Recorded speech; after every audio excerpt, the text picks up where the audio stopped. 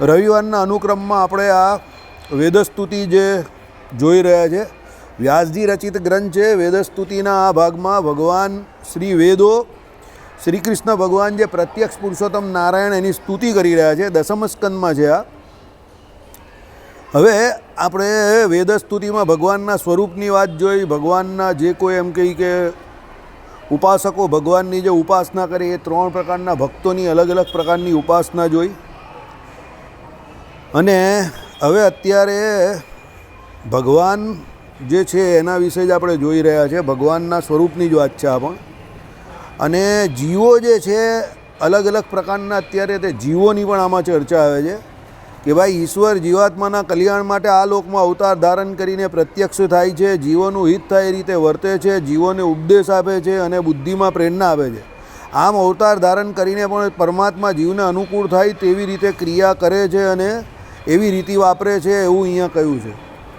એટલે પરમાત્મા શું છે કે ભગવાને વચનામૃતમાં અહીંયા લખેલું છે, વડતાલનું 9 એમાં લખેલું છે કે ભગવાન જ્યારે અહીંયા અવતાર ધારણ કરે ત્યારે શું કરે? પહેલાં તો ભગવાન મનુષ્ય જન્મ ધારણ કરે ત્યારે મનુષ્ય રૂપે જ્યારે આવે ત્યારે મનુષ્ય જેવી બધી ક્રિયા કરે. એટલે મનુષ્ય માટે એ પરમાત્મા જે છે એ સહજાતીય અને વિશેષ જેમ હેત થાય એ પ્રમાણે મનુષ્યમાં હેત થાય એટલે એ પરમાત્મા પોતે મનુષ્ય રૂપે આવે છે. હવે અહીંયા એક વસ્તુ સમજવાની છે, પરમાત્મા મનુષ્ય રૂપે આવે કે દેવ રૂપે આવે કે બીજા પશુ પક્ષી તિર્યક કોઈ પણ રૂપે આવે, એ રૂપ પરમાત્મા અનંત રૂપોને ધારી શકે છે, પણ એ પરમાત્મા પોતે એ પરમાત્મા જ છે. એટલે એ જે તે રૂપોને ધારે તે રૂપોને જે કોઈ જીવ આશરે છે એ જીવોનું બધાનું રૂડું થાય છે, કલ્યાણ થાય છે. કહેવાનું તાત્પર્ય એવું છે કે પરમાત્મા જે કોઈ રૂપ ધારણ કરે છે, સમજો એ રૂપ ભલે અહીંયા પરમેનન્ટ નથી રહેતું, કે એ રૂપનો પછી ભગવાન જેમ મહારાજે કહ્યું ને વચનામૃતમાં એ પ્રમાણે કે ભાઈ કાંટે કરીને કાંટો જે છે એનો નિકાલ થાય, પછી જે કાંટાએ કરીને કાંટો તમે કાઢો એ કાંટો જે છે એનો પણ તમે ત્યાગ કરી દો, એ કાંટો કંઈ તમે લઈને નહીં ફરતા. એવી રીતે પરમાત્મા આ જીવાત્માને જે દેહાભિમાન રૂપ કાંટો વાગેલો છે, અને જીવનું જો સૌથી અનાદિ અને મોટામાં મોટું કોઈ અજ્ઞાન હોય તો દેહાભિમાન, તો એ દેહાભિમાન રૂપી કાંટો કાઢવા માટે પરમાત્મા પોતે પણ દેહ ધારણ કરે છે. અને પરમાત્મા એ દેહ ધારણ કરીને અપ્રાકૃત દિવ્ય દ્રવ્યના જે પરમાત્મા અક્ષરધામમાં બિરાજમાન છે પોતાના ધામમાં, એ જ પરમાત્મા અહીંયા મનુષ્ય સદ્રશ એટલે આપણા જેવો દેહ ધારણ કરીને આપણી સામે આવીને આપણે એ પરમાત્મા આપણો જે અનાદિકાળથી કુસંગને કારણે સૌથી મોટો અજ્ઞાનરૂપી શત્રુ કે જે આપણે આપણી જાતને શરીર સમજીએ છીએ એ દેહરૂપી કાંટો જે છે, અજ્ઞાનરૂપી કાંટો જે છે કે ભાઈ હું દેહ છું, એ કાંટો જે છે એ અજ્ઞાનને પરમાત્મા દૂર કરે.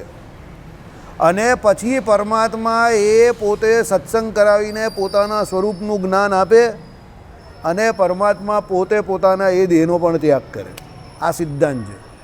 પણ આમાં પરમાત્મા પોતે જ્યારે જે રૂપને ધારણ કરે એ રૂપને બખૂબી નિભાવે. અને મહારાજે એના માટે નટનું દ્રષ્ટાંત આપેલું છે કે ભાઈ નટની વિદ્યા પેલો જે નટ કરે તે નટ કેવો કરે છે કે જે પાત્ર એ અભિનય કરે એ પાત્રનો ત્યારે એ તમને એ જ લાગે.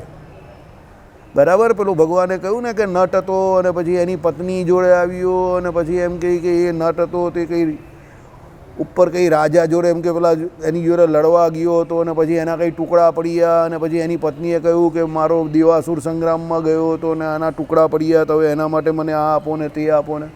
પછી પેલો નટ પાછો એના ઓરિજિનલ ડ્રેસમાં આવ્યો. એટલે હકીકતમાં કોઈ નટ ગયેલો નહીં ને યુદ્ધ થયેલું નહીં ને એના ટુકડા પડેલા નહીં, પણ એ નટે એવી માયા રચી જેને કરીને પેલા રાજાને એવો ભાસ થયો.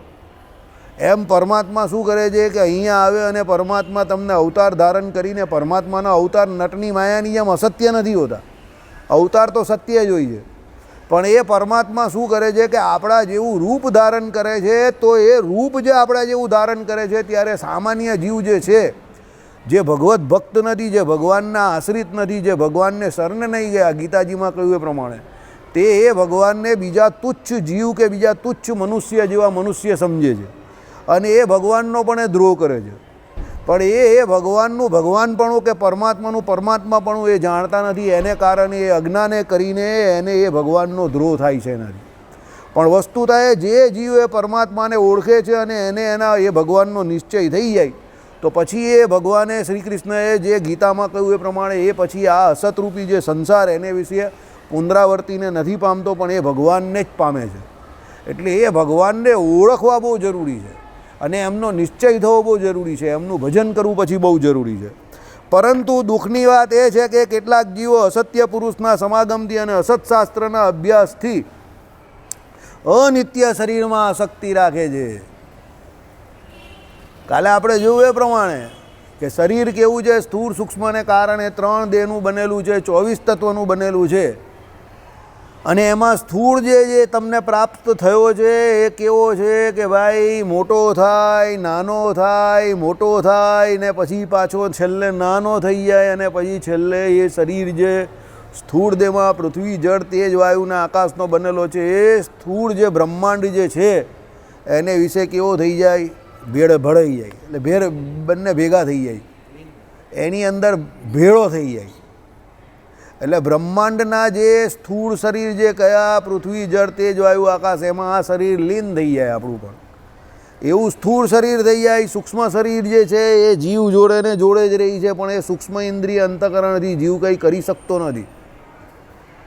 એને વિષય ભોગ માટે કે એના કલ્યાણ માટે કે મોક્ષ માટે સ્થૂળ શરીરની જરૂર પડે છે, ઉપાસના માટે પણ સ્થૂળ શરીરની જરૂર પડે છે. એટલે તમને આ પ્રેતાદિકના કે ભૂતાદિકના દેહમાં જે કોઈ જીવ હોય એની તકલીફ જ આ છે કે એ દેહ પ્રાપ્ત થયો પછી એ કંઈ કરી નહીં શકતો. એટલે એના માટે બીજા જે કોઈ અહીંયા ઓળખીતા લોકો એના જે હોય જીવતા એ જે કંઈ વિધિ કરાવે શ્રાદ્ધ પક્ષમાં તે બધી એને પહોંચે. એટલા માટે આપણે ત્યાં પિતૃપક્ષને વિશે, શ્રાદ્ધ પક્ષને વિશે એ પિતૃ માટે શ્રાદ્ધ કરવામાં આવે છે કે ભાઈ એને કારણે એમને શું મળે છે, ગતિ મળે છે અને એ તમને આશીર્વાદ આપે છે, તમારા પિતૃઓ છે. એટલે આમાં શું કહ્યું કે અસત્શાસ્ત્રના અભ્યાસથી કે જેમાં એમ કહે કે દેહને જ એમ કહે કે શું માનેલો હોય, જીવ રૂપે કે દેહ જ મુખ્ય છે એમ માનેલો હોય. ઘણા લોકો નહીં કહેતા શરીર મળેલું છે જલસા કર, ખાઈ પીને લહેર કર, મોજ કર, મસ્તી કર, જેટલો જે જી લે જરા, બરાબર, આ શરીરે કરીને જે ભોગ ભોગવાતા હોય તે ભોગવી લો એમ કરીને અજ્ઞાનરૂપી જે શરીર જે છે એને વિશે આસક્ત થઈને પાપાચારને વિશે જે જીવ પ્રવર્તે છે શું અસત્શાસ્ત્ર અને અસત્પુરુષના સમાગમથી. તો આ બધા અસત્પુરુષના સમાગમથી જીવ જે છે એ પોતે પોતાના સ્વરૂપને ભૂલીને દેહ ભેળો ભળી જાય અને દેહ માટે જ બધા પાપ કરે છે. ચોરીથી માંડીને, વ્યભિચારથી માંડીને, કોઈની જમીન હરી લેવી કે કોઈના રૂપિયા લઈ લેવા કે કોઈની તમારે ઈર્ષ્યા કરવી કે તમારે ખોટી માન મોટપ પ્રસિદ્ધિ માટે જૂઠ્ઠું બોલવું કે જે કંઈ તમે આ પાપાચાર કરો છો એમાં મૂળ કારણ જો તમે તપાસશો તો શું હશે ખબર? દેહાભિમાન. ઘણા લોકો નહીં કહેતા એ તો હું હતો એટલે થઈ ગયું, હું નહીં હોત તો એ કામ થતે જ નહીં. અરે મોટા ભાઈ, તારા જેવા કેટલા કોઠા બોરા દુનિયામાં આવ્યા ને ચાલ્યા ગયા. તું ન હતો ત્યારે પણ દુનિયા આમ જ ચાલતી હતી, કાલે ઉઠીને તું ન હશે તો પણ દુનિયા આમ જ ચાલશે. તું નહીં ને તારો ભાઈ બીજો એ તો ભાર ઉપાડનારા વાહન નમે છે, એવું જોઈએ કે હું ભાર ઉપાડું છું, પણ એ તો ભાર ઉપાડનારા દુનિયામાં કોઈને કોઈ મળી જ જાય અને દુનિયા આમને આમ ચાલતી આવેલી છે ને પરમાત્માની ઈચ્છાથી જ્યાં સુધી ચાલવાની હશે ત્યાં સુધી આમ જ ચાલશે. એટલે એમાં કંઈ ખાંસવાની જરૂર નથી કે હું હતો તો આમ થયું ને હું હતો તો તેમ થયું. આપણી કિંમત ફક્ત ને ફક્ત પેલા દેહાતી મજૂર જે કહેવાય ને એના જેટલી છે કે બિચારા મજૂરી આ રોજની મજૂરી કરે અને 400-500 રૂપિયા લઈ જાય, એમ આપણે આ શરીર દ્વારા ફક્ત ને ફક્ત મજૂરી કરીએ અને આપણા શરીરનું ભરણ પોષણ કરીએ અને આપણા જે કંઈ શરીરના સંબંધીઓનું ભરણ પોષણ કરીએ. એ દેહાતી દેહના જે મજૂર જે છે તે દેહના મજૂર છે આપણે, જો આટલી બુદ્ધિ હોય તો ખાલી. પણ જો શરીર મળ્યું હોય ને એના દ્વારા સત્પુરુષનો સમાગમ કરીને, સત્શાસ્ત્રનો અભ્યાસ કરીને, ભગવાનનું ભજન કરીને પોતાના કલ્યાણનો માર્ગ જો એ જીવને મળી જાય અને એ પ્રમાણે જો એ કલ્યાણ કરવા માટે એ માર્ગને અનુસરે તો પછી એનું કામ થઈ જાય. બાકી આ તો બધા જ કરે છે, ખાવાનું, પીવાનું, ઉઠવાનું, બેસવાનું, આહાર, નિદ્રા અને મૈથુન દરેક યોનિમાં એક સરખા રહેલા છે ઓછા વધતા પ્રમાણમાં, અને એ જ્ઞાન દરેક જીવને હોય જ છે. કોઈ જીવ એવો નથી કે જેને ખાવાનું ભાન નથી, કોઈ જીવ એવો નથી કે જેને ઊંઘવાનું ભાન નથી, અને કોઈ જીવ એવા નથી એક મોર સિવાય કે જેમાં મૈથુન સૃષ્ટિ નથી. એટલે એમાં કંઈ જીવ નવું નહીં કરતો. અનાદિકાળથી અનંત કોટી જે કોઈ યોનિઓમાં જીવ ભટકે છે એમાં એ જીવને આ જ પ્રમાણેના સુખ મળે છે અને આમને આમ એ તો મળતા જ રહેશે જો ભગવાનનું ભજન ન કરે તો. એટલે આવા જે કુસંગ જે છે કે મળશે નહીં ને મનુષ્ય જન્મ મળેલો જ ને જલસા કરી નાખ, અને એ કુસંગનો એ જે કંઈ પાસ લાગે એને કરીને એ જલસા કરવામાં પાપાચારને વિશે પ્રવર્તે, પછી થાય કંઈ નહીં, શરીર પડી જાય, પછી નરક 84માં જાય, નરકોમાં જાય, 28 પ્રકારના નીચે નરકો કયા જેમાં જાય, અને પછી 84 લાખ જાતની યોનિમાં જાય, અને પછી જીવ દુઃખી દુઃખી દુઃખી અને દુઃખી થાય. પછી ક્યારેક એના સુકૃતનો ઉદય થાય તો પછી પાછો એને કંઈ મનુષ્ય જન્મ મળે અને ત્યારે કંઈ ભજન કરે તો નીકળે, નહીં તો જય સ્વામિનારાયણ પુનરપી જન્મમ પુનરપી મરણમ એમ કરીને શંકરાચાર્યજીએ જે કહ્યું એ પ્રમાણે અટવાયા જ કરે. રાઉન્ડ એન્ડ રાઉન્ડ ઘૂમને કા બસ. બરાબર. એટલે એ તો શું છે, કોઈ બુદ્ધિનું કામ નથી, એ તો કુબુદ્ધિવાળા જીવોએ પ્રેરેલી દુષ્પ્રેરણાને કારણે આ જીવ અટવાય છે. શરીરનો ઉપયોગ પ્રભુ પ્રાપ્તિ માટે કરવાને બદલે તેમાં આસક્તિ રાખીને શરીરનું પાલન પોષણ કરતા રહે છે. પંપાળિયા કરે શરીરને, એનું પાલન પોષણમાં જ આખી જિંદગી નીકળી જાય. આ ખાવું છે, પેલું ખાવું છે, આ પહેરવું છે, આ ઓઢવું છે, આટલા રૂપિયા જોઈએ એટલે જોઈએ જ, આ ગાડી જોઈએ એટલે જોઈએ જ. અત્યારના જમાનામાં તો 4 વ્હીલર વગર ચાલે જ નહીં.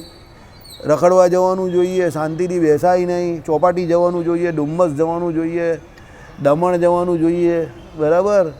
ભુજ દમણ અમદાવાદને બદલે દમણ ચાલ્યો જાય, પછી દમણથી આગળ જાય તો પછી સીધો ગોવા પણ ચાલ્યો જાય. બરાબર. એટલે શું છે, રખડતા રખડતા ગોવા પહોંચી જાય, એકદમ દૂર ચાલ્યો જાય. સમજી ગયા? એટલે શું છે, એ શરીરનો ઉપયોગ પ્રભુ પ્રાપ્તિને માટે કરવાને બદલે આસક્તિ રાખીને પાલન પોષણ કરતા રહે છે. એ પ્રકારના જીવો ખરેખર આત્મઘાતી એટલે સ્વમોક્ષઘાતી છે.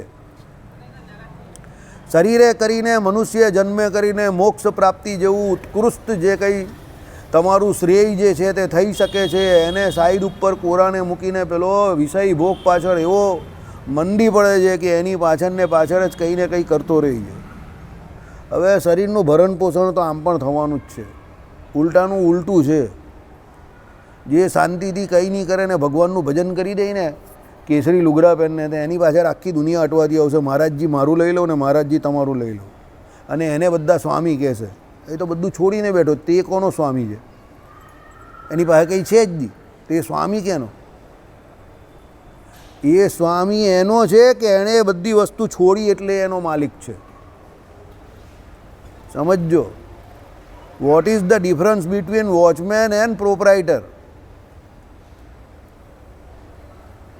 પ્રોપરાઇટર હકીકતમાં એ મિલકતનો માલિક છે અને વોચમેન ખાલી એની સાચવણી માટે છે. સમજો.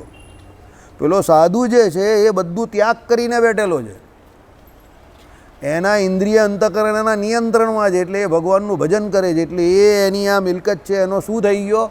પ્રોપરાઇટર છે, એ માલિક છે. અને આપણે જે છે તે બધા એને શું થઈ જાય છે? આધીન થઈ જાય છે. એને જે જોઈતું હોય, ટી શર્ટ જોઈએ, જીન્સ જોઈએ, બૂટ જોઈએ, તો એના માટે આપણે કામ કરીએ એટલે આપણે એના શું થઈ ગયા? વોચમેન થઈ ગયા. સમજી ગયા? આપણે આ શરીરના વોચમેન છે, એની જાળવણી કરીએ છીએ, એને રાખીએ છીએ, એના રક્ષણ માટે આખી જિંદગી કાઢી નાખીએ. બરાબર. પ્રોડક્ટ અને બાય પ્રોડક્ટમાં આખી જિંદગી નીકળી જાય. આ પ્રોડક્ટ અને બાય પ્રોડક્ટ એટલે એનાથી જે કોઈ થાય, બરાબર, શરીરના જે કોઈ સંબંધી હોય તે, એ બધી બાય પ્રોડક્ટ. એનામાં આખી એ પાલન પોષણમાં આખી જિંદગી નીકળી જાય. ને પેલો કહે શું બહુ જવાબદારી નિભાવી, હોશિયાર પાછું. જવાબદારી નિભાવવાની છે પણ આસક્તિએ રહિત. બરાબર. હે કરતા થકા અકર્તા, એટલે તે પોતે સંસારરૂપી કૂવામાં આપોઆપ પડે છે, ધકેલાઈ જાય છે.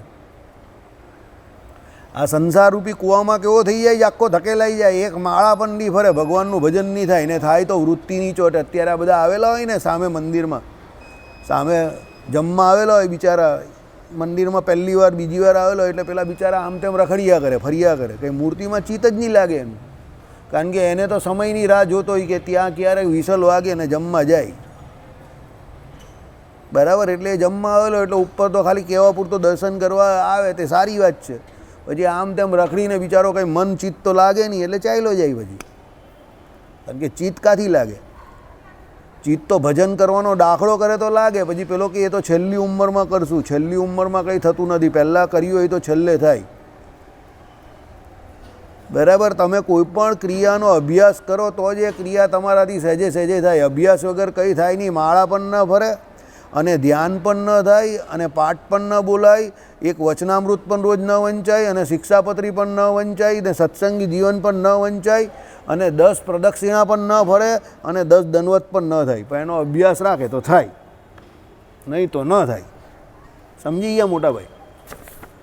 એટલે દરેક બાબતનો, દરેક વસ્તુનો ધીરે ધીરે અભ્યાસ પાડવો પડે. તો શરીરને અભ્યાસ એ પ્રમાણે પાડો અને અનુક્રમ બનાવવો પડે. સમયથી તમારે અનુક્રમથી ચાલવું પડે કે આ સમય થયો એટલે આ કરવાનો ટાઈમ થયો, ચાલો નીકળો. આ સમય થયો એટલે આ તો થાય. બાકી આ શરીર તો કેવું છે, પડેલું તો પડેલું ને ઊભું તો ઊભું. જ્યાં હતા ઊભું રહી જાય ને જ્યાં હતા પડે તો સૂઈ જાય. એને તો શું છે, ખાઓ પીઓ ને લહેર કરો, એ જ ગમે છે. એને તમારે અનુક્રમમાં ચલાવવું પડે તો એ ચાલે. બરાબર. સાયકલના પૈંડાને ટાયર જેવું છે કે તમે એને ગોળ ફેરવો બરાબર તો એ તમને એના લક્ષ્ય તરફ લઈ જાય. નહીં તો સ્ટેન્ડ પર જ નહીં ઉતારેલી હોય સાયકલને પછી ગમે એટલી ફેરવો તો પછી એ તો જીમની સાયકલ થઈ જાય. એનાથી વજન ઉતરે પણ કશે પહોંચાડે. બરાબર. એટલે શું કહ્યું? અસત્પુરુષના સંગને કારણે કુકર્મો થાય છે, કુવાસના વધે છે. કુવાસના વધે છે એમ કેમ લખ્યું? કુવાસનાને કારણે આ જન્મ તો થયો જ છે. અત્યારે આપણું શરીર જે છે તે એ બાબતનું સૌથી મોટું સાક્ષી છે કે આપણે પૂર્વજન્મમાં કુવાસના હતી, કારણ શરીર હતું. એનો સૌથી મોટો પુરાવો આપણું આ શરીર છે. કારણ કે કારણ શરીરને લીધે જ આ સ્થૂળ શરીરની આપણે પ્રાપ્તિ થઈ. જો કારણ શરીરનો નાશ થઈ ગયો હતો પૂર્વે ભગવાનનું ભજન કરીને, આ શરીર આપણે પ્રાપ્ત જ નહીં થયું હતું. એટલે આ શરીર આપણું જે છે એ સૌથી મોટો સાક્ષી છે કેનો? કે આપણે પૂર્વે પણ કોઈને કોઈ કુવાસના બાંધેલી અને એ વાસના છતે જ આપણો દેહ પડેલો, એને કરીને આપણું કારણ શરીર બળ્યું નહીં અને એટલા માટે આપણે આ શરીરને વિશે આવેલા છે. એટલે વધે એવું લખેલું છે. એટલે વધે કેમ? પહેલાં જૂની તો હતી એટલે આ શરીર થયું અને પાછો અહીંયા આવ્યો તો 50 વર્ષ પહેલાં કાં પેલા એ હતા તમારા પીઝા ને બર્ગર. તો હવે અત્યારે તો પીઝા ને બર્ગર આવી ગયા તો એ વધીને ઘટી થોડી. હજુ નવું નવું આવશે. ઇટાલિયન આવે, ચાઇનીઝ આવે. હવે એ પહેલાં નહીં હતા. 100 વર્ષ પહેલાં કાં ચાઇનીઝ ને ઇટાલિયન ઇન્ડિયામાં હતા. આવીને વાસના વધીને એટલે કુવાસના વધે અસત્પુરુષના કુસંગને લીધે. બાકી પહેલાં તો દાળ ભાત શાક રોટલી ખાઈને આપણા પૂર્વજો રાજી રહેતા હતા. ઉત્સવ સમય હોય તો ભક્ષ્ય ભોજ્ય લઈએ ને ચોસ્ય ચોખ્ખા ઘીનો માલ ખાતા હતા. દૂધપાક ને પૂરી આવી જાય ને લાડુ મસ્ત સાકરવાળા અને ઘી ને લાપસી અને દાળ ભાત એ ખાય એટલે લોકો રાજી ના રેડ. ઘરે જઈને કરતો અડધો કલાક ઊંઘી જાય મસ્ત ને સાંજે પાછો મંદિરે આવી જાય ને ભજન કરતો થઈ જાય. એ લહેર જ લહેર. મેંદો તો જરા પણ ખાતા જ નહીં હતા. ચોખ્ખું ઘી ખાતા હતા અને પચાવતા હતા. આ તો બધું શું થઈ ગયું? કુવાસના વધારવાની. અહીંયા આવીને પિઝ્ઝો ખાઈને, બર્ગર ખાઈને, મેંદો ખાઈ, પેલી નાન ખાઈને, કુલચા ખાઈ. બરાબર. હવે ભાઈ એની જગ્યા પર સીધે સાદી ઘઉંની લોટની રોટલી ખાઈ લે ની બે. હું બધી પથારી ફેરવ્યા કરે. ભાખરી ખાઈ લે. હે, સાચી વાત ને? 2 ભાખરી ખાઈ લેવાની આપણી. સાદામાં સાદી, સીધામાં સીધી. તો કુલચો ને ફૂલચો ને એ બધી મગજમારી કાં કરે છે? સીધે સીધી રોટલી ખાઈ લે. આ રોટલો સારામાં સારો બેસ્ટ. એક જુવારના લોટનો રોટલો ખાધો હોય ઘી લગાડીને, બા બનાવી આપી, એ તો શ્રેષ્ઠમાં શ્રેષ્ઠ. એ નસીબદારને જ પ્રાપ્ત થાય છે. હાલા મળતો હોય સીધે સીધો તેને કદર નહીં હોય. રોટલો રોજ ખવડાવે એમ કરીને મોડું બગાડે. અરે એ અક્કલ જેને મળતો નથી એને જઈને પૂછ કે રોટલાની શું કિંમત છે. બરાબર. મનમોહન દેસાઈ આખી પિક્ચર બનાવી દીધેલી એમ અને રાજેશ ખન્ના સુપરસ્ટાર બની ગયેલો. તમને શું કહેવું હવે? બરાબર. એક રોટલી માટે જાન લઈ લઈ છે. એ રોટલીની કિંમત શું છે તો તમને ખબર નથી. એ તો મળી ગઈ એટલે તમને એની કદર નથી. બરાબર. એટલે આ શું છે કે અસત્પુરુષના સંગને કારણે કુકર્મો થાય છે, કુવાસના વધે છે. એટલે કુસંગ કદાપી કરવો નહીં. કોઈ ગમે એટલું કહેતો હોય ને, કુસંગની વાત નહીં કરવાની. અને પરિણામે આવા જીવાત્મા પશુ પક્ષીના, પછી આ જીવાત્મા કા જાય? તમોય ગૌણીવાળી યોની જે હોય ને, તામસી યોની, પશુ પક્ષીના કનિષ્ઠ શરીરોમાં જન્મ પામી આ દુઃખ બદલ ભયાનક સંસારમાં વારંવાર ભટકે છે. પશુ પક્ષી બની જાય પછી કાં મોક્ષ થવાનો બિચારાનો? ચૂં ચૂં ક્યાં કું કર્યા કરે સવાર પડે ને, અને હવે ભટક્યા જ કરે સંસારમાં. પુનરપી જનનમ પુનરપી મરણમ આવ્યા જ કરવાનું, બરાબર, બારંબાર લગાતાર. એના કરતાં ભગવાનનું ભજન કરી નાખવાનું. જે સમય મળે એ સમયમાં ગમે તે ગુણ વર્તતો હોય, મહારાજ કે એ પ્રમાણે તમો ગુણ પણ વર્તતો હોય તો સ્વામિનારાયણ સ્વામિનારાયણ સ્વામિનારાયણ સ્વામિનારાયણ કંઈ ને કંઈ કરતા રહેવાનું. કાં કથા વાર્તા ચાલુ કરી દેવાની, ભજન ચાલુ કરી દેવાના. કોઈને કોઈ રીતે ભજન થવું જોઈએ. વૃત્તિ લાગે કે ન લાગે, પણ સામે કંઈ ને કંઈ ચાલુ રાખવાનું. સમજો, કંઈ ટીવી પર ભજન મૂકો કે ટીવી પર વક્તા સારો હોય તો કથા સાંભળો કે યુટ્યુબ પર સાંભળો કે ગમે તે કરો, બરાબર. ઊંઘ આવતી હોય તો જરા ચાલી નાખો, ઉપર નીચે આગળ પાછળ. જનમંગળના પાઠ બોલો હાલતા ચાલતા, બરાબર. ઊંઘ ન આવતી હોય તો માળા બાળા ફેરવો, ધ્યાન કરો. સવારે જે કંઈ વાંચવાનું હોય તે કંઈ વાંચો, પણ કંઈ ને કંઈ કરતા રહેવાનું. ભજન કીર્તન કંઈ કરો, કંઈક કરશો તો કંઈક ફળશે. સમજો, ક્રિયાત્મક રીતે કંઈ પણ કરવામાં પાછી પાની ન કરવાની. મન લાગે કે ન લાગે, કારણ કે મનનો તો સ્વભાવ જ એવો છે. મહારાજે કહ્યું એ પ્રમાણે નાના છોકરા જેવો છે. એ તો પેલી તલવાર પકડવા જાય, એને વિષય આપે તો પણ એને મોક્ષમાંથી પાડી નાખે, અને ન આપે તો પણ પાડી નાખે. એટલે મન જોડે બહુ માથાકૂટ નહીં કરવાની. ભગવાનનું ભજન ક્રિયાત્મક રીતે ક્રિયા કર્યા કરો. 9 પ્રકારની ભક્તિમાં તમને જ્યારે જે યોગ્ય લાગે એ. પછી મન નહીં લાગતું ને મને આમ નહીં થતું. અરે ભાઈ, મન કોઈનું જ નહીં લાગતું. નાના છોકરાને નિશાળે મૂકવા જાઉં પહેલાં તેનું મન લાગે જ. એ તો ભેંકડો જ તાણે જ ને, રડે જ છે ને. એને મા બાપ મૂકી આવે જ ને, તો પછી જીવનમાં એ કંઈ કરી શકે જ ને. મન એનું કાં લાગે છે? કોનું મન ભણવામાં લાગે છે? કોઈ એક તો મને વિરલો બતાવો કે એનું મન ભણવામાં લાગતું હતું. કોઈનું જ ન લાગતું હોય. પણ એ તો ભણવા ગયા અને આપણે આટલા હોશિયાર થયા ને ભણતે જ નહીં તો કેટલા ગગા રહી જશે. સમજો, તેમ મન લાગે કે ન લાગે, ભજન કંઈ ને કંઈ ચાલુ રહેવું જોઈએ. આ યાદ રાખજો. સમજો, મનનો વિષય એ નથી. મનનો વિષય તો કેવો છે? અનંત કોટિકાળથી તમે એ ઇન્દ્રિયોને ભગવાન નામના વિષયમાં જોડશો તો ક્યારેક મન લાગી જશે. મનનું એવું છે, એમ કંઈ ગોપીઓના જેવું મન કંઈ સાત્વિક કંઈ થઈ નહીં જવાનું આપણું. એ તો કેટલા જન્મનો પ્રયત્ન હતો અને કેટલું તપ કરેલું ને કેટલું ભજન કરેલું. એ ધ્યેય હોઈ શકે આપણો, પણ પછી તમે એ બહાનું ના બનાવવાનું કે મારું મન નહીં લાગતું એટલે હું ભજન નહીં કરતો. અરે ફકીર મમ્મદ, મન તો લાગવાનું જ નથી. ક્યારે લાગશે? કોઈનું નહીં લાગતું.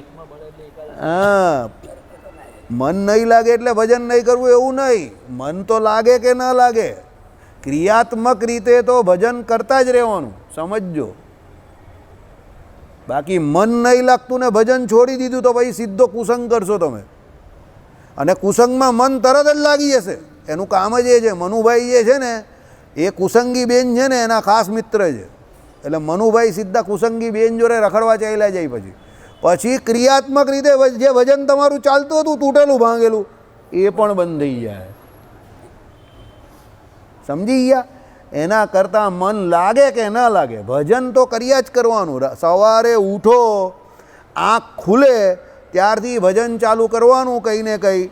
એ રાત્રે સૂઈ જાઓ અને આંખ બંધ થાય ત્યાં સુધી કંઈ ને કંઈ ભજન કરવાનું. આવો દાખલો રાખવાનો. મહારાજે શું કહ્યું? શુભ અથવા અશુભ કોઈ પણ ક્રિયામાં શું કરવાનું છે? સ્વામિનારાયણ સ્વામિનારાયણ સ્વામિનારાયણ એમ નામ સ્મરણ કરવાનું છે. આ પ્રયત્ન તમે કરો. આવો પ્રયત્ન કરશો તો રાત્રે ઊંઘમાં પણ તમને સહેજે સહેજે પછી ભગવાનનું ભજન થશે. પણ પ્રયત્ન ન કરશો અને બહાનાબાજી કરશો, there is no reply or there is no answer of any excuses. બહાના કાઢતા હોય એના કોઈ જવાબ સાચા હોતા નથી, એને કોઈ જવાબ મળતા નથી. જો કોઈ હકીકતમાં સૂઈ ગયો હોય તો તમે એને બૂમ પાડીને ઉઠાડો, ભાઈ ઉઠી જા ભાઈ, તારો વાંચવાનો સમય થઈ ગયો, તરત ઉઠી જશે. કારણ કે એને હકીકતમાં ઉઠવું છે તો ઉઠી જશે. આ બધા ડૉક્ટર બને કે આ બધા જે મોટી ડિગ્રીઓ મેળવે તે 5 મિનિટ ને 7 મિનિટ ને 8 મિનિટ સૂઈ જાય. હવે એ 8 મિનિટમાં શું ઊંઘ નીકળે એની? પણ એ તરત ઉઠી જશે 8મી મિનિટ, એને આંખ ચોડીને મોઢું ધોઈને પાછો વાંચવા બેસી જશે. કેમ? એને એનું કામ કરવું છે એટલે. અને જેને ઉઠવું જ નથી, તમે એને ગમે એટલી જોરમાં સ્પીકર બાજુમાં વગાડો પણ એ ઉઠવાનો નથી, કારણ કે એને ઊંઘવું જ છે, તો એ ઉઠવાનો જ નથી. એમ જેને ભજન કરવું છે એ તો સ્મશાનમાં બેઠો બેઠો પણ ભજન કરે, અને જેને નહીં કરવું એ મંદિરમાં આવીને પણ શું કરે? પંચાટને ગપાટા મારે. એટલે એમાં જગ્યાનો કોઈ એ નથી. સ્મશાનમાં પણ ભજન કરવાવાળા લોકો હોય છે. નોકરી કરતા હોય તો પણ ભજન કરે. અને ધંધો કરતા હોય તો પણ ભજન કરે, અને જેને નથી કરતા કે જેને નથી કરવું એ મંદિરમાં પણ નહીં કરી શકે. બરાબર? એટલે ભજનનો કોઈ નિયમ નથી, એક જ નિયમ ભજન કરવાનું, બસ, બીજો કોઈ નિયમ નહીં. સમજી ગયા મોટા ભાઈ? પેલો કહે ને there is only one rule for this game. પેલો કહે કયો રૂલ છે? There is no rule in this game. સમજી ગયા? એટલે ભજનમાં પણ એક જ રૂલ છે. શું રૂલ છે? ભજન કરવાનું, એ જ રૂલ, બીજો કોઈ રૂલ નહીં. બરાબર? બહાનું કાઢવાનું નહીં, કર્યા કરવાનું. જે કંઈ હોય તૂટેલું ભાંગેલું પડેલું આમ તેમ કર્યા કરો. બરાબર? ઘણા લોકો કુસંગી હોય તો મને કાયમ કહે એમ કોઈ નરસિંહ મહેતા ને મીરાબાઈ બની નહીં જતું, એમ કે હું ભજન કર્યા કરવાનું. એમ કે ઘણા લોકો મને કહેવા આવતા હતા, મદન પટેલ જ કહેતો હતો, એમ કોઈ નરસિંહ મહેતા ને મીરાબાઈ બની નહીં જતા મને કહે તો હું ભજન કર્યા કરવાનું આમ તેમ. એ તો બધું એમ કે મંદિરે જવાથી થોડા કે એ બની જવાય છે. મેં કહું જો ભાઈ, નરસિંહ મહેતા ને મીરાબાઈ ભલે બનીએ કે ના બનીએ, પણ તમારા જેવા જે ચંગુ મંગુ કે છગન મગન છે એનાથી કંઈક તો સારા બની જ જઈશું ને. બરાબર? આ પેલા ડાયલોગ જેવું છે. કયા ડાયલોગ જેવું છે? મુझे शेर से तेज नहीं भागना है, मुझे तुम तीनों से तेज भागना है ताकि मैं बच जाऊं और शेर तुम तीनों में से किसी एक को खा जाए. સમજી ગયા? બધેથી કંઈ ને કંઈ સારું લેવાનું. બરાબર બોલેલો ને? પેલો કહે તું शेर से तेज भाग जाएगा, પેલો કહે मुझे शेर से तेज भागना ही नहीं है, मुझे तुम तीनों से तेज भागना है. કેમ? तुम तीनों में से कोई एक पकड़ा जाएगा तो मैं बच जाऊंगा. આ એવી વાત છે. સમજો? કોઈ એમ કહેતો હોય કે તમે નરસિંહ મહેતા ને મીરાબાઈ તો નહીં બનવાના ને, હા ભાઈ નહીં બનવાના લે. બરાબર? પણ તારા જેવા છગન મગન જે અહીંયા પંચાયત કરે છે એના કરતાં તો હારો થઈને ભગવાનની નજરમાં તો આવી જઈશ ને, તો નીકળી તો જઈશ ને અહીંયાથી ગમે ત્યારે. સમજો? બરાબર? એટલે એ તો તમારે કરવું પડે. ચાલો, આમ આગળના શ્લોકમાં સત્સંગના ગુણ કયા છે, જ્યારે અહીં અસત્પુરુષના દુર્ગુણનું પ્રબળપણું કહેલ છે. એટલે આ જે શ્લોક જે ચાલે છે તેમાં શું છે? સત્સંગથી તમારું શું રૂડું થાય જીવનું, સત્પુરુષના સંગથી જીવને પ્રભુ પ્રાપ્તિ થઈ શકે એ વાત કરી પહેલાં. અને આ શ્લોકને વિશે તમે કુસંગ કરતા હોવ તો તમારું કલ્યાણ બગડી જાય, આ મહામૂલો મનુષ્ય દેહ જે છે તે બગડી જાય એ કહ્યું. આ માટે ભાષ્યકારે આ પ્રમાણો આપ્યા છે. પરમાત્માના સંસારરૂપી આ બગીચાને સૌ જુએ છે, પરંતુ પરમાત્માને કોઈ જાણી શકતું નથી. અમારી અંદર જે પરમ તત્વ છે તેને અમે જાણી શકતા નથી. સાચી વાત છે. આપણી અંદર જ પરમાત્મા રહેલા છે, અને આ સંસારરૂપી બગીચાને બધા આપણા બહાર બગીચો છે તે બધા જોઈ રહેલા છે. સમજો? પણ અંદર રહેલા પરમાત્માને કોઈ જોતું નથી. બરાબર? ભાઈ, પરમાત્મા વિશે પેલી વેદમાં જે કંઈ શ્રુતિમાં પૂછેલું જ ને કે પરમાત્મા ક્યાં રહેલા છે, તો અત્ર તત્ર સર્વત્ર, દરેક જગ્યા પર પરમાત્મા રહેલા છે, પણ પરમાત્માને કોઈ જોતું નથી.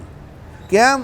પહેલે એ હસી જહાં બનાયા ફિર કહેતા હે કે દિલ મત લગાવો. પણ ભગવાને હસી જહાં એટલે જ બનાવેલો છે કે તમારું દિલ ત્યાં લાગી જાય, કારણ કે એમને આ લીલા વિભૂતિ પણ ચલાવવાની છે. વિષય ભોગીઓના ભોગ માટે કોઈ વિષય તો જોઈએ ને, તો એના માટે ભગવાને માયા મૂકેલી છે.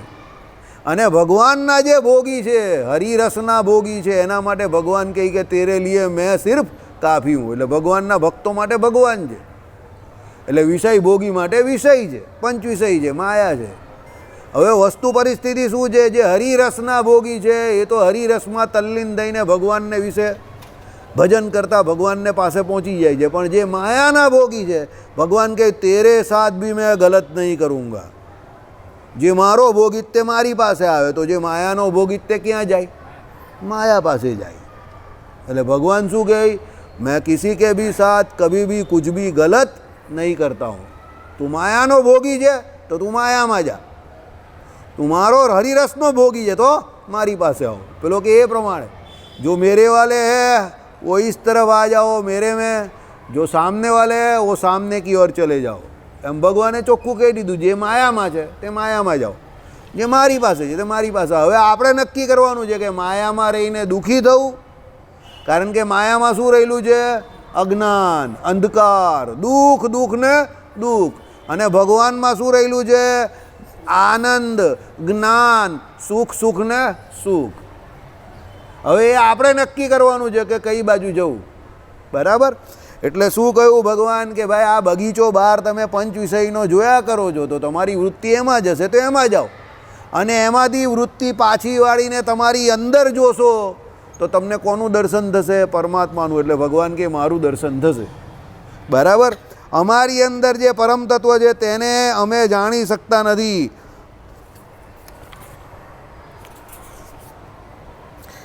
નિત્યાનંદ સ્વામી કૃત ટીકા. હવે આ બ્રહ્માંડની ઉત્પત્તિ, સ્થિતિને પ્રલય એ ત્રણેય કાળને વિશે નિરંતર એ અક્ષરધામના નિવાસી જે પુરુષોત્તમ ભગવાન તેની સેવાને વિશે વર્તતા ને સ્તુતિને કરતા એવા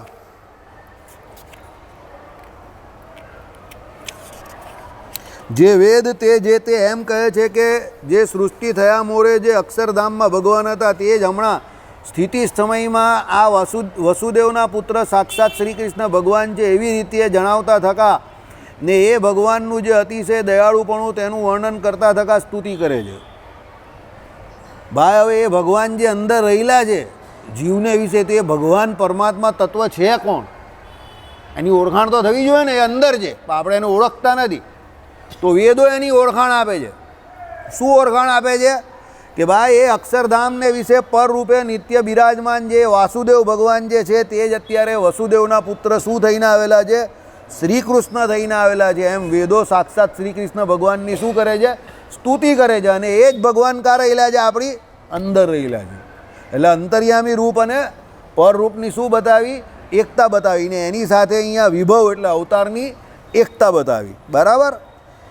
હવે ભગવાનનું શું કહ્યું? બાજુ અતિશય દયાળુપણું છે એનું વર્ણન કરતા થકા સ્તુતિ કરે છે. એ ભગવાન માઇક પંચ વિષય થકી નિયમમાં કર્યા છે પ્રાણ મન ઇન્દ્રિયો જે જેમણે એવાને દ્રઢ યોગ જે નિશ્ચલ સમાધિ તેને કરતા એવા જે તમારા ભક્ત મુનિ તે પોતાના હૃદયને વિશે જે તમારા સ્વરૂપની ઉપાસના કરે છે.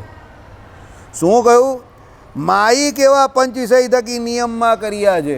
એટલે માયાના જે પેલો બગીચો જે આગળ કહ્યો ને એમાંથી જેણે પોતાના પ્રાણ ઇન્દ્રિયો મનની વૃત્તિ પાછી ખેંચેલી છે અને ઇન્દ્રિયો અંતઃકરણને જેમણે એ પંચ વિષયમાંથી પાછા વાળેલા છે તે બધાને શું છે? એવાને દ્રઢ યોગ જે નિશ્ચલ સમાધિ. એટલે એને સમાધિ કોને વિશે થાય છે? ભગવાનને વિશે. કેમ? પ્રાણના નિરોધે કરીને ચિત્તનો નિરોધ થાય અને આ જગતરૂપી જે પંચ વિષય એમાંથી પેલા પ્રાણના નિરોધે કરીને ચિત્તનો નિરોધ થાય અને પછી કોને વિશે લાગી જાય? ભગવાનને વિશે લાગી જાય. બાકી આમ સામાન્ય રીતે આ ચિત્ત ક્યાં લાગેલું છે? માયાને વિશે લાગેલું છે. પણ જ્યારે તમે યોગ કરીને પ્રાણનો નિરોધ કરો તો એ ભેળા ચિત્તનો નિરોધ થાય અને પછી એ નિરોધ થઈને એ કેમાં લાગી જાય? ભગવાનને વિશે લાગી જાય. સમાધિ કરતા એવા જે તમારા ભક્ત મુનિ. મુનિનો અર્થ શું થાય? મૌની. મૌનીનો અર્થ શું થાય? જેણે પોતાના સમગ્ર ઇન્દ્રિયોને જીતેલા છે તે મુનિ. બરાબર. આ લોકો જૈન લોકો કે જ ને એ લોકોમાં મુનિ. તે મુનિનો અર્થ એવો જ થાય કે જેણે પોતાના ઇન્દ્રિયોને શું કરેલા છે? પોતાને વશ કરેલા છે તે મુનિઓ કહેવાય. એ ભક્ત મુનિ જે તે પોતાના હૃદયને વિશે જે તમારા સ્વરૂપની ઉપાસના કરે છે. એટલે પેલામાં જે આગળ પ્રશ્ન કરેલો ને કે ભાઈ તું તારી અંદર જો, એ અંદર જે ભગવાન રહેલા છે તે ભગવાનના ભક્ત મુનિઓ જે છે એ અંદર રહેલા ભગવાનની શું કરે છે? ઉપાસના કરે છે. કહેતા એકાગ્ર ચિત્તે કરીને સેવે છે. ને અહીં જે શિશુપાળ આદિ તે પણ વેરે કરીને કર્યું છે તમારું અતિશય સ્મરણ, તે થકી તે જ તમારા સ્વરૂપને પામતા હવા. હવે એ ભગવાનના સ્વરૂપની વિશેષતા બતાવી કે ભગવાનના સ્વરૂપને વિશે શિશુપાળ આદિ જે કોઈ અસુરો હતા જેમણે વેર બુદ્ધિએ કરીને પણ જો એમનું ચિત્ત તમારા વિશે લાગી ગયું તો તમે શું કર્યું? એનું અતિશય સ્મરણ કરતા તે જ તમારા સ્વરૂપને લોકો પામતા હોય. એટલે એમની વૃત્તિ તમારે વિશે વેર બુદ્ધિએ કરીને થઈ તો પણ તમે ભગવાને અતિશય કૃપા કરી એમની ઉપર અને એમની મુક્તિ કરી નાખી. ભગવાનના સ્વરૂપને વિશે એમને લીન કરી નાખ્યા. એટલે ભગવાનના સ્વરૂપને વિશે એમને કાયમ માટે એ પછી અહીંયા આવ્યા નહીં, ભગવાનને પામી ગયા, ભગવાનના ધામને. શિશુપાળ આદિ હતા તે પણ કેમ? વેર બુદ્ધિએ કરીને એમનું શું થઈ ગયેલું? ચિત્તનો નિરોધ થઈ ગયેલો અને ભગવાન જ કાયમ સ્ફૂરતા હતા. એટલે ભગવાન જોડે કરવું તો વેર કરવું કા પછી સ્નેહ કરવો. પણ ભગવત ભક્ત શું કરે છે? સ્નેહ કરે છે. જે આસુરી જીવો જે છે ભગવાનના વિરોધી છે તે શું કરે છે? વિરોધ કરે છે અને વેર કરે છે. એટલે મહારાજે શિક્ષા વચનામૃતમાં શું કહ્યું કે ભગવાનના ભક્તો હોય એણે તો ભગવાન જોડે સ્નેહ ભાવ રાખવો. ભક્તિભાવ રાખવો, પ્રેમ રાખવો. કેમ? તો જે ભગવત ભક્ત કહેવાય. નહીં તો વેર બુદ્ધિ રાખવી એ તો કોનું લક્ષણ છે? આસુરી લક્ષણ છે, અસુરોનું લક્ષણ છે. એટલે આપણે એવું કામ કરવું નહીં. ચલો. અને ઉર્ગેન્દ્ર જે મોટો શરીર, તેના શરીર સરખા કોમળ જે તમારા ભુજ દંડ, તેના સ્પર્શને વિશે આસક્ત થઈને બુધ જેમની એવી સ્ત્રીઓ જે ગોપીઓ તે જે તે કામ ભાવે કરીને કર્યું જે તમારું અતિશય સ્મરણ, તે થકી તે જ તમારા સ્વરૂપને પામતી હવૈયો. આ બધી ભાષા ત્યાંની વાપરેલી છે. હવૈયો એટલે હતી એમ. શું કહ્યું કે ભાઈ ગોપીઓ જે હતી એ ભગવાનને પહેલાં અતિશય રૂપાળા જોઈને કામ ભાવે બચતી હતી. તો એ ગોપીઓની વૃત્તિ પણ ભગવાનને વિશે લાગી ગઈ. આપણે હમણાં વાત કરેલી ને કે ગોપીઓએ ભગવાનને પતિ ભાવે પામવા માટે શું કાત્યાયની વ્રત રાખેલું.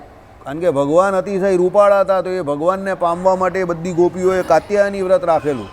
અને માતા કાત્યાયનીને એમને શું પ્રાર્થના કરી કે શ્રી કૃષ્ણ જે છે યશોદાનો પુત્ર એ અમારો શું થાય? પતિ થાય. એમ ગોપીઓ કામ ભાવે ભગવાનને વરી તો એ ગોપીઓ પણ ભગવાનના સ્વરૂપને પામી ગઈ. એટલે ભગવાનને પામી ગઈ. આ તમારા જે ચરણ કમર તેને રૂઢી પ્રકારે ધારતા કહેતા, નિરંતર તમારા ચરણ કમળની સેવાને વિશે વર્તતા એવા જે અમે વેદ, એટલે આ વેદો જે ભગવાનની સ્તુતિ કરે છે તે, તથા મુનિ આદિ. મુનિઓ કોણ? કે જેમણે સમસ્ત ઇન્દ્રિયોનો વેપાર જે જગત સંબંધી છે તેમાંથી વાળીને કઈ તરફ રાખેલો છે? ભગવાન તરફ રાખેલો છે. મુનિ આદિ જે ઋણ એ સર્વે તે જે તે સમદ્રષ્ટિવાળા જે તમે તે તમારે સમજીએ કહેતા તમારે વિશે દયાળુપણું છે અને ગુણગ્રાહકપણું છે. માટે અમને જેમ પોતાના ભક્ત જાણીને અનુગ્રહ કરો છો તેવી રીતે સર્વે પણ તમારે અનુગ્રહ કરવાને યોગ્ય છે. આવું વેદોએ કહ્યું. શું કહ્યું? કે ભાઈ તમે તમારા ભક્તોને વિશે જેમ અનુગ્રહ કરો છો, જો શિશુપાળ આદિકને વિશે અનુગ્રહ કરતા હો, ગોપીઓ તમને કામ ભાવે ભજી એને વિશે અનુગ્રહ કરતા હો, મુનિઓ જે છે જેની ઇન્દ્રિયો જગતમાંથી ઉખાડીને એમણે ભગત એટલે ભગવાનને વિશે જોડી છે એને વિશે જો તમે તમારી એમ કહે કે પૂરેપૂરી પ્રીતિ એટલે દયા રાખીને તમારા સ્વરૂપને જ્ઞાન એમને આપીને તમારે વિશે એમને ભક્તિ આપતા હો કે તેને તમારું ધામ આપતા હો, તો એ વેદો કહે છે કે અમે પણ તમારું ભજન કરીએ છીએ તો અમારી ઉપર પણ એવો અનુગ્રહ તમે કરો. બરાબર? કારણ કે ભગવાનને કેવા કયા? સમદ્રષ્ટિવાળા. બરાબર? પેલું છે ને, સમદર્શી હે નામ તિહારો ચાહો તો પાર લગાવો. બરાબર? એક ભજન આવે જ ને, પ્રભુ મોરે અવગુણ ચિત્ત ના ધરો.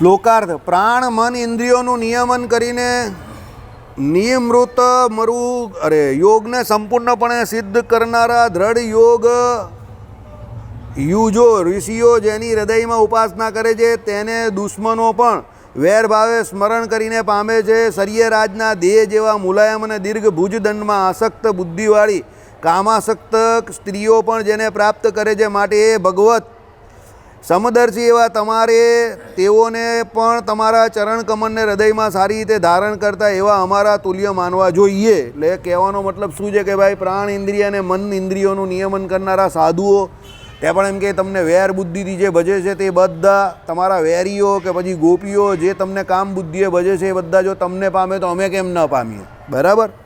પરમાત્મા ઉદાર ભાવે જીવાત્માનું કલ્યાણ કરવા પ્રવૃત્ત છે. એટલે ભગવાનને દયાવાન કેમ કહ્યા છે? કે ભાઈ ભગવાન ઉદાર છે એટલે જીવના નાના સરખા પણ ગુણને ભૂલતા નથી અને એને ધ્યાનમાં રાખીને પરમાત્મા એના કલ્યાણ માટે પ્રવૃત્ત ભગવાન દયા છે. દાખલા તરીકે સીતાજીનું એક ઉદાહરણ બહુ જોરદાર આપેલું છે શરણાગતિમાં. હનુમાનજી જ્યારે અશોક વાટિકાને વિશે ગયા ત્યારે હનુમાનજીએ પેલા બધા રાક્ષસોને મારી પાડ્યા અને પછી સીતાજીને કહ્યું કે તમે મારા ઉપર બેસી જાઓ, હું તમને લઈ જાઉં. ત્યારે સીતાજીએ પહેલાં બધા અલગ અલગ બહાના કાઢ્યા કે તમે મને ઉચકીને લઈ જાઓ, પછી આ વચ્ચે સમુદ્ર આવે અને કંઈ પડી બળી ગયા તો આમ તેમ બધી વાતો એવી કરીને નાના છોકરા જેવી. તો હનુમાનજી હસતા હતા. હનુમાનજીને ખબર હતી કે આ બેસવું નથી એટલે બધા બહાના કાઢે છે. પછી કે હું બેઠી હોઉં ને કદાચ કોઈ રાક્ષસ એમ કહે કે કંઈ બાણ ચલાવે એનો હુમલો કરે તો હનુમાનજીએ શું કહ્યું, રાક્ષસોની તમે કાં વાત કરો છો? રાવણ જેવો રાવણ પણ જો હું તમને અહીંયા બેસાડીને લઈ જાઉં તો મને કે તમને રોકી શકે એટલો શક્તિમાન નથી.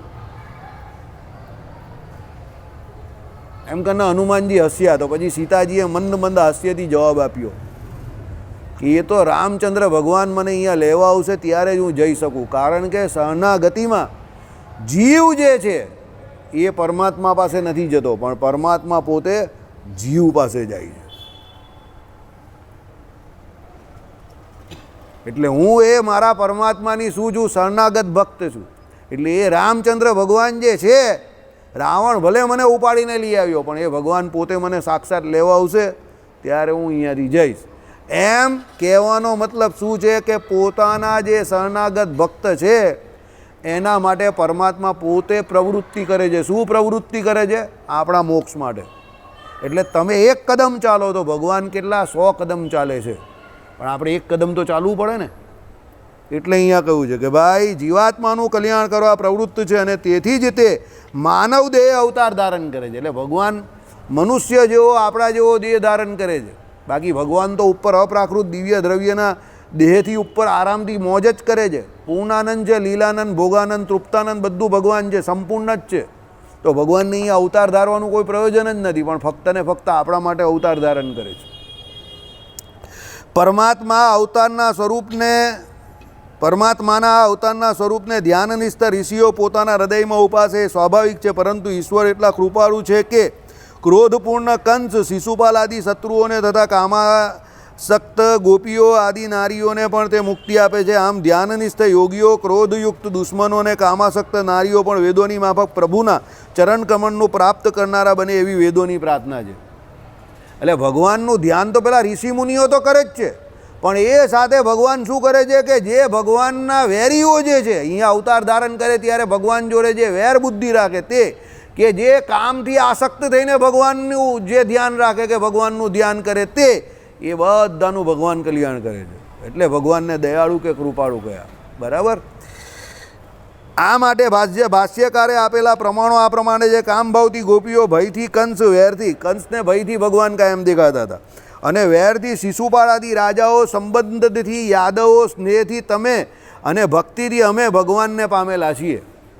સમજો.